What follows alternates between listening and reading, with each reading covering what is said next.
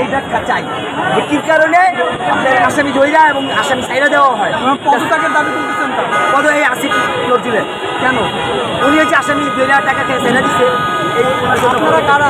আমরা শহীদ পরিবার, শহীদ আব্দুল রাকিবের ভাই। আমি 5ই আগস্ট যাত্রাবাড়ি থানা আমার ভাইরে নৃশংসভাবে পুলিশ গুলি করে মারছে। সেই আসামি ধৈরা যদি আবার সাইরা দেয় তাহলে আসামি ধরার দরকারটা কি? আর আমাকে মামলা করার উদ্দেশ্যটা কি? জাস্ট আমরা এই ব্যাখ্যা দিয়ে আসছি রাজপথে দাঁড়াইছি। আমাদের